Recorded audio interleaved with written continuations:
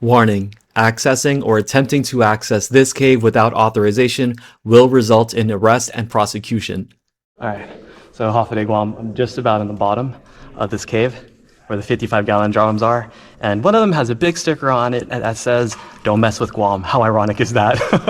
The first time we came here, we 100% expected to find some trash, but none of us could have foreseen a fully illegal dump site. One drum had the "Don't mess with Guam" sticker, which some say means it was a trash can, and so I hope these were all trash cans and contained no crazy chemicals. Once again, we anchored off the bridge for 2 people to rappel down the hole at a time. We also ran a third rope directly down the cliff face to prepare our exit, but I'll talk about that later. Looking up from the bottom of the landing zone, you can see how straight the drop is. This is called a Vedo's shaft, and you can see 2 people coming down.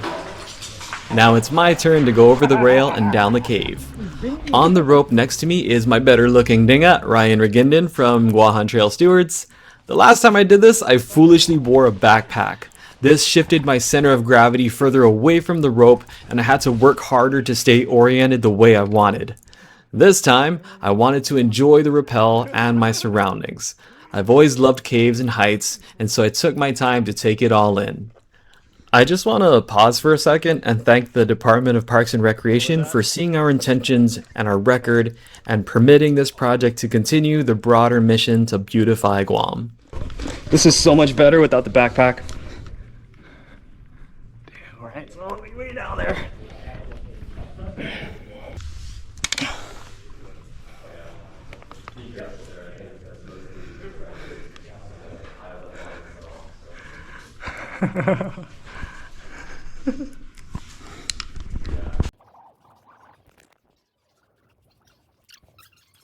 Well past the halfway point, there's a little ledge you can stand on and have a look around, except it's not a ledge, it's the top of a column, and you'll see it better in a second.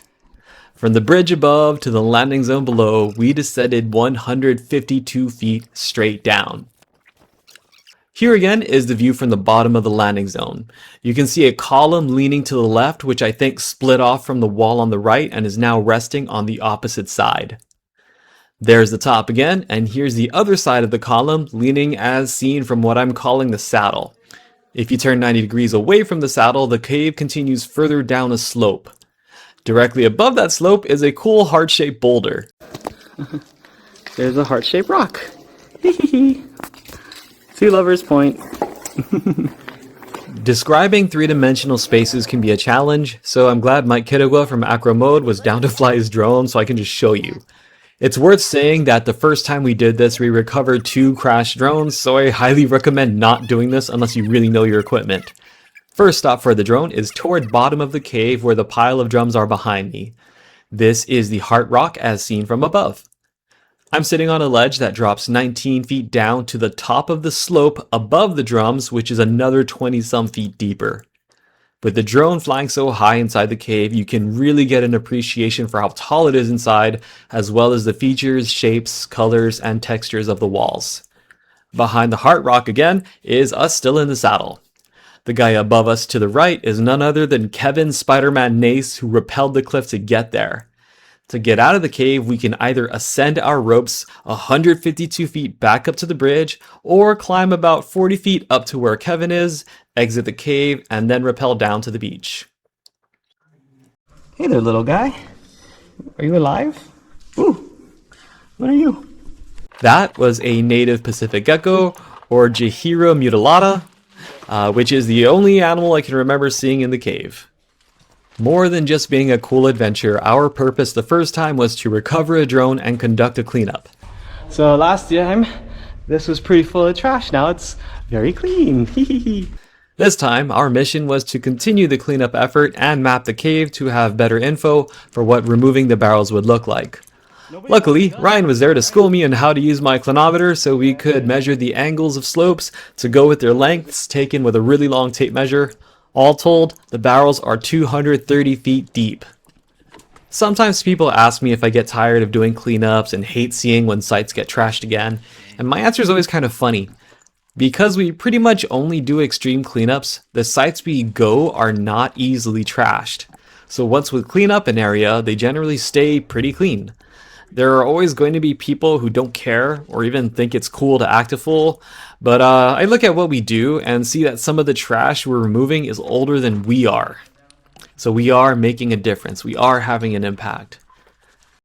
Okay, this is Fanta in a glass bottle. Budweiser can. Doesn't even have a pull tab. You have to poke it. And this one has a pull tab. Okay, so it's another cleanup done. We finished the top. This slope here. Not down there yet though. To get out of the cave, we have the 40-foot climb to the hole in the wall where Kevin is.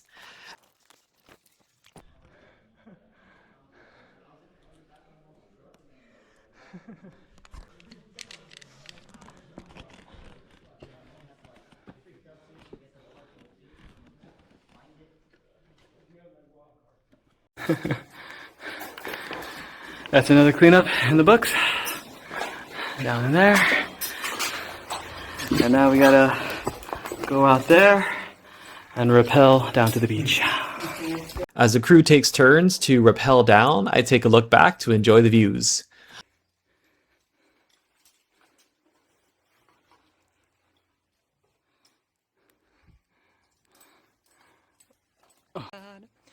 Take it on the other side.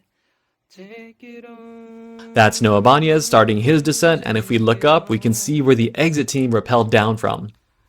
How long will I slide?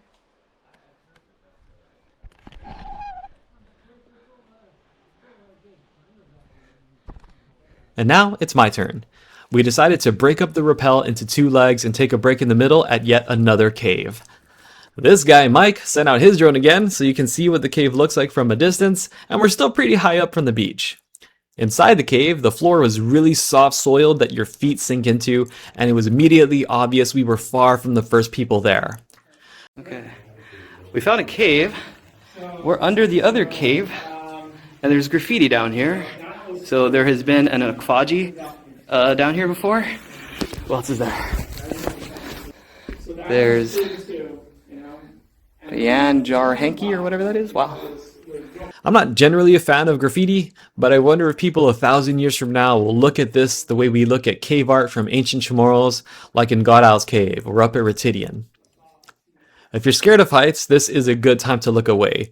I've started my rappel out from the cave, and look how far the drone has to fly to catch up, or I guess down to me. On my descent, I found this old metal 2 Lovers Point sign, and I returned it to the staff, and they said it went missing after a typhoon.